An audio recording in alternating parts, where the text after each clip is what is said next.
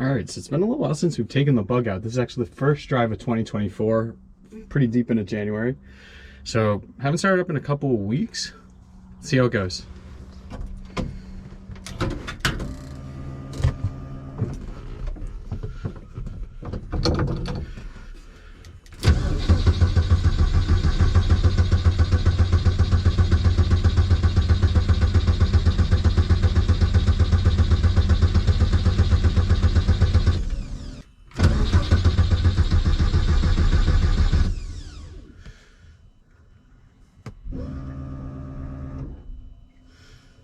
We might have a low battery. First time that's actually happened on the boat. All right, so finally got up and running. There's a couple things here. I think definitely a low battery, and also changing up my tune. I think just in that idle area, it might have been a little low on fuel.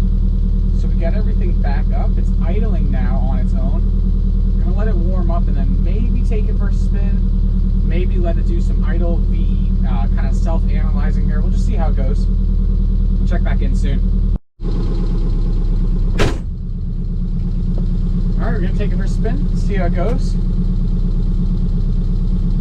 going to log all this just to be safe. Not to be safe, but so we can capture anything.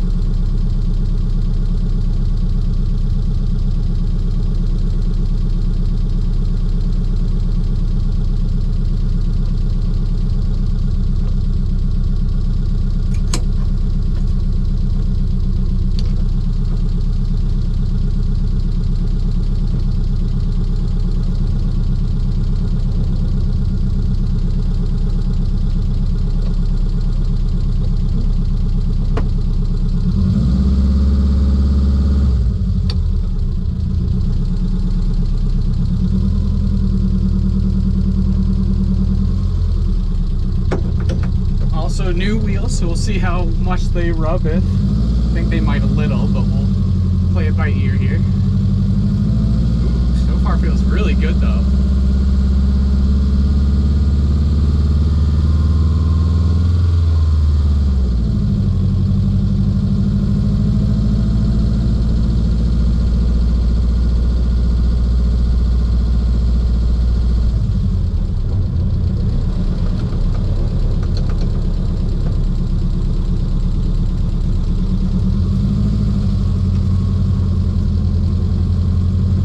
Yet. The other thing I just want to talk about is now that we're starting off 2024, I really want to know what the subscribers want to see here. I'm hoping to take this to a couple of testing tunes, actually see what we might be able to do in a performed measurement, maybe quarter mile, 8th mile times. I got the F100 project kind of going on here, but I just wanted to see what everyone thinks. Should we keep working on the F100, make that a fun little burnout car? Should we do more with the bug? Is there something else people want to see? Should we get into some more fabrication, hobby type stuff? So that's what I just really want everyone to know here. Oh man, what a fun ride this is now with these new wheels, new tires. A little bumpy. We might have some flat spots because it's been sitting for a little while. We're not going to go too crazy. But everything feels pretty good.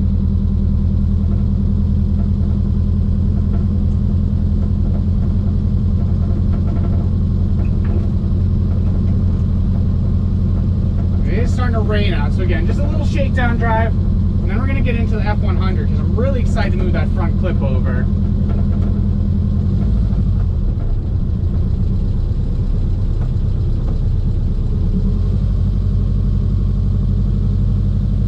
Do a nice little brake test. Yeah, it definitely needs a little, there's some rust on the rotors here and everything.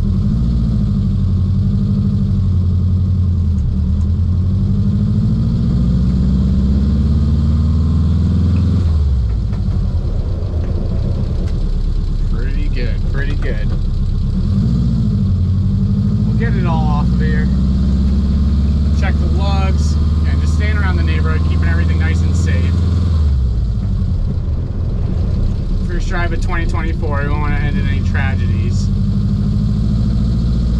Yeah, sorry I haven't had anything out any sooner here. I do have a job, so was actually traveling for work. I went home for the holidays. So just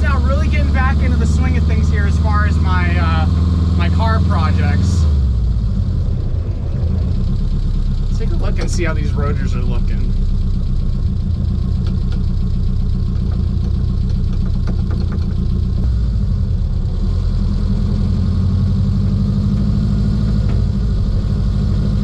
Ooh, see a little hiccup with the tune. We're working on it. Going off load there, it did not like that little bit of bucking. It's fine though. Something to work on.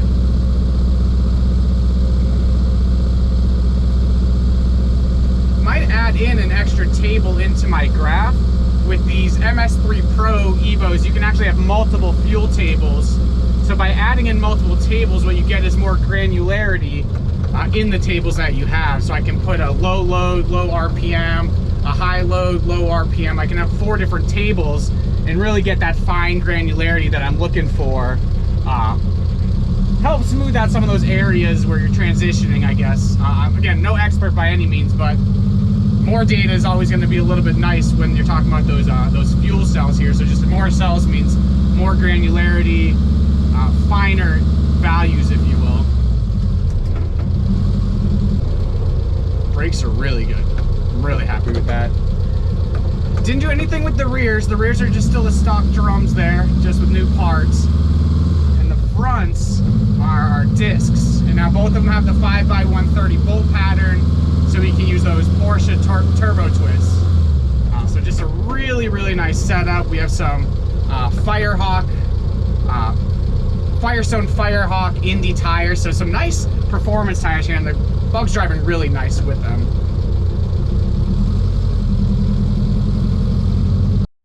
All right, so we're back in the garage and back working on our 62 F100. So if you didn't see previously, I'll put the link to the video somewhere up here. But in my last one here, what I actually did was I took the bed off of my original frame and I moved it over to the new frame. Now, what you didn't see I got off camera here was my wife helped me actually take the front clip from the old to the new. And now what we're gonna do in this video is really just tear down everything off of the old frame so we can get the cab over. So I'll probably start with pulling the engine and transmission, and then I'm just gonna slowly break things down in the front and the rear, because I also need this side of my garage back. So I'm gonna get right into getting the motor and transmission out, and then we'll start looking about either the front or the rear end from there.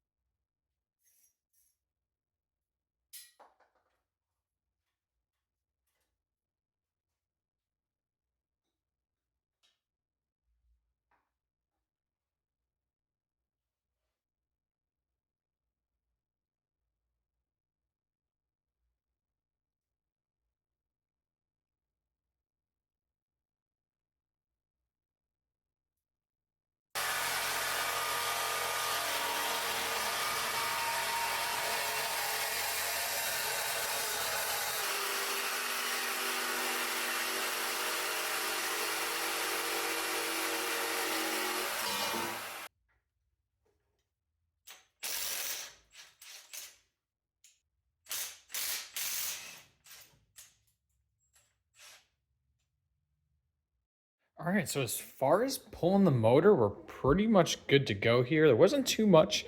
As far as electronics, it was basically just the alternator and the coil. As far as we just cut the exhaust because that's not really going to help anyone, even if I sell this down the road. And then it just had this extra, if you're not familiar, it had this kind of clutch lever rod. That was a little bit of an oddball thing. It's actually mounted to the bell housing, so I had to unbolt that, but really nothing too crazy here. All we have left is the 3 main bolts. So 1 bolt at the front of the motor, 2 in the back at the transmission cross member, and then I should be able to just lift this up and pull it straight out. So hopefully get into that next, and then just continuing to tear down the cab until I'm able to move that, pick it up and move it, and I'll shift it over to my other frame there. All right, so the time is now. We're gonna pull the motor, cut the different transmission, motor mounting points. Don't care about the frame anymore, so we're just gonna cut it all with the Sawzall and yank it all out.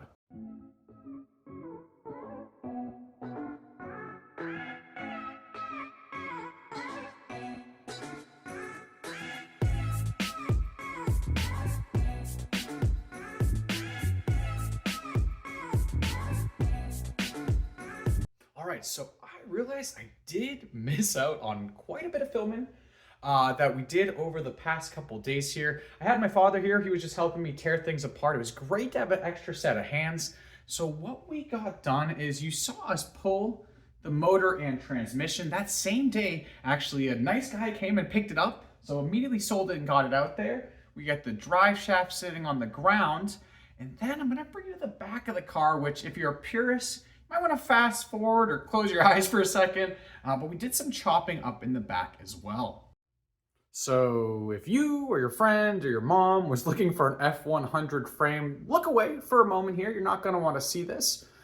But what we ended up doing is chopping that bad girl up. Again, I have no intentions of keeping the frame. I actually don't even want the frame to be out on the market for other reasons. But what I did do was pull that 9-inch, well, I should say my dad helped me. We dropped the leaf springs, pulled the 9-inch out here. Now I just chopped up the frame. So honestly, I can get my garage back. It was so hard to move around in here with two trucks equally kind of torn apart here. So we get the rear end out. That's gonna be up for sale. I got the 2 tires in the back. Those will also be for sale. Now the plan's gonna be to do the same thing on the front. I'm gonna remove the entire front suspension, support everything here with jack stands. So really all we're gonna have left here is the cab and really the section of frame that remains. So just like the rear end, I'm gonna pull the front here on my own. My dad took off, head back up to Massachusetts, but this shouldn't be too bad here. So I'll go ahead and pull the front end, roll it out with the wheels, put everything up on jack stands, and then it'll be time to pull the cab, or at least start breaking down the cab as far as steering components, anything left with the pedals, so I can start to get that moved over to my other frame.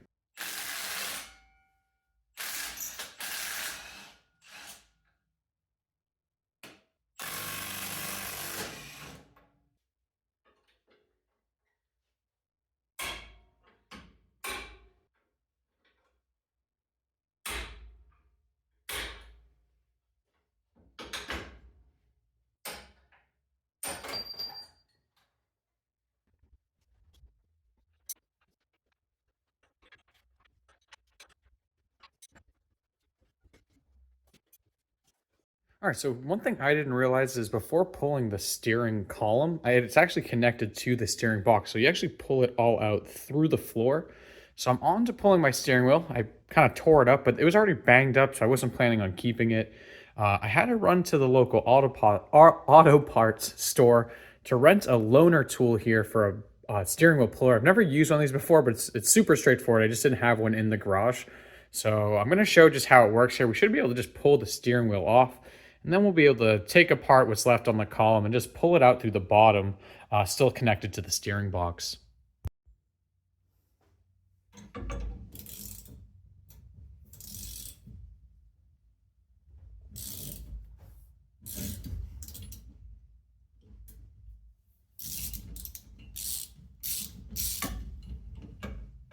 That's it. That's all there is to it.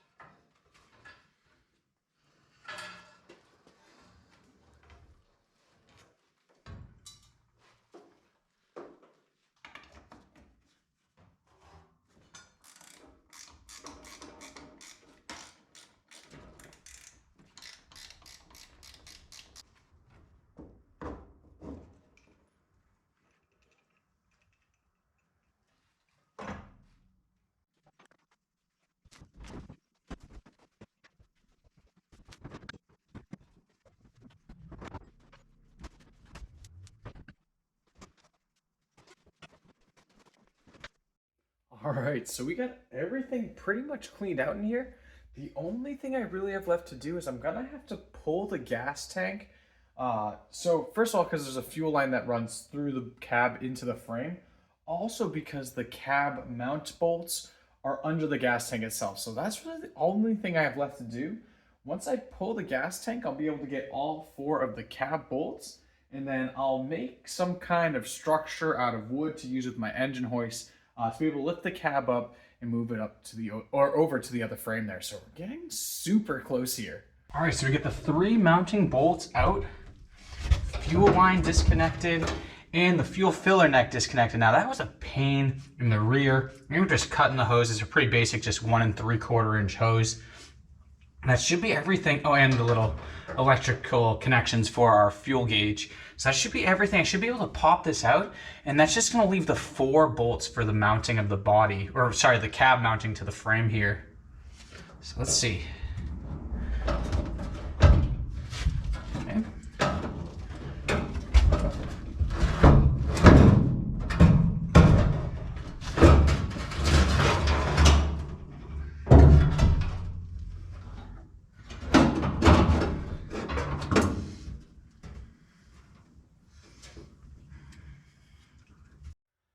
All right, so that's really everything we have for this one today.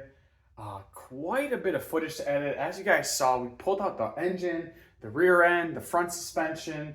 It's all just a cab and a frame here. And in the next video, I'm gonna undo those 4 cab bolts, lift it up with my engine hoist, and move it over to my other chassis. That's really gonna wrap up everything on my 62 frame, which means I get this whole side of the garage back so I can keep working on the bike and the bug while I finish up my truck project here.